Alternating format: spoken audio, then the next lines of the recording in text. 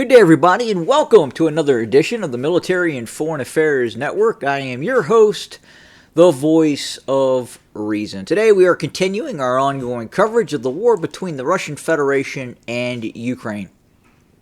So it has now been confirmed that the alleged Ukrainian military was able to launch strikes against a dry dock located in Sevastopol and destroy a Russian amphibious warfare ship that was in dry dock. I believe it was a Rapucha. And they were also able to destroy a Kilo-class diesel-electric submarine. In my previous episodes, in the comment section, I saw comments stating that it was a nuclear submarine. It was not a nuclear submarine. It was a diesel-electric submarine that was destroyed in dry dock. Based on the satellite evidence that I am seeing, the submarine is a complete loss. And the amphibious warfare vessel is possibly a complete loss as well. Now, as we analyze this attack, outside of Moscow, this area, the Crimea, and especially that naval base, is one of the most protected air defense zones on the planet Earth. It is an incredibly important target for the Russians to protect. And they were not able to do that. Now, I have alleged in previous videos that there is the possibility that U.S. assets could be directly involved in this war. And we are not going to know until many years after this conflict if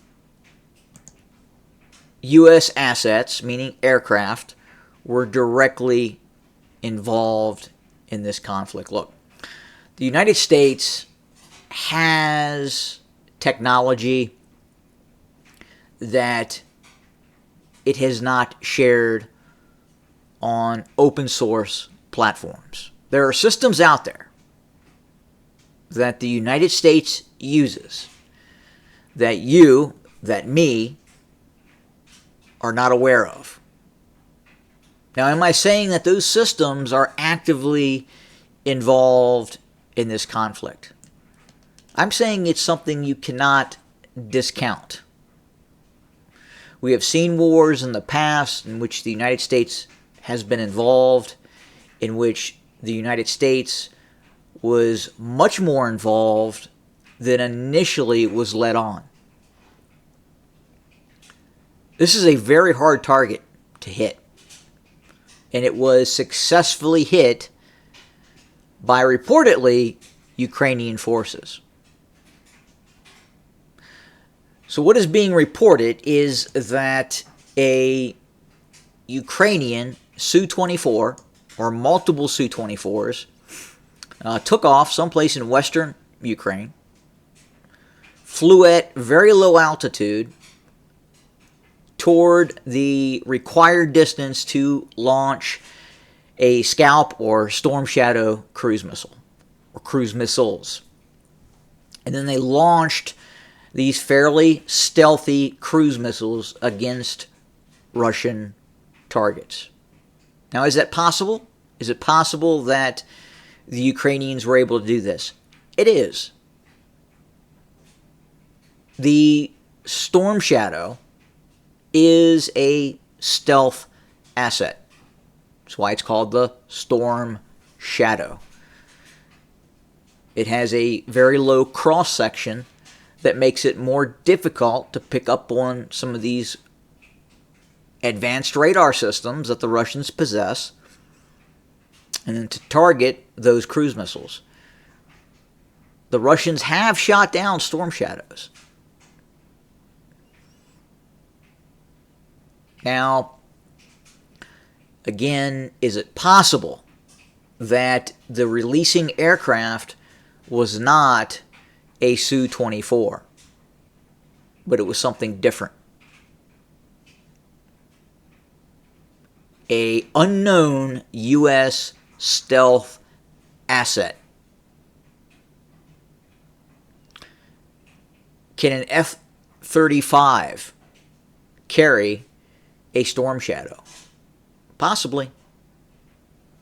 Can an F-22, more importantly, carry a Storm Shadow? If it was launched by a U.S. aircraft, in all probability it was done from a F-22 Raptor. And you cannot, with absolute certainty, say that did not happen. So this is going to, at the end of the day, cause the Russians to retaliate. And they are going to retaliate against Ukrainian forces. I have a hunch that unfortunately the Russians are also going to retaliate against the United States. Is it going to be a direct military retaliation? I don't know. Is it going to be a retaliation through a third party? Possibly. Is it going to be a retaliation done with plausible deniability, much like we saw in this attack against the Russian submarine? Absolutely.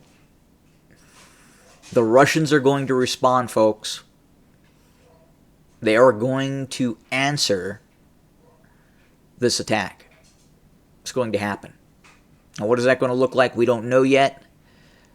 But I can assure you, with absolute certainty, there is going to be a Russian response. And a dramatic response at some point. So we're going to cut it short for today. I will have more very, very soon. Thank you for joining us. And as always, have a good day.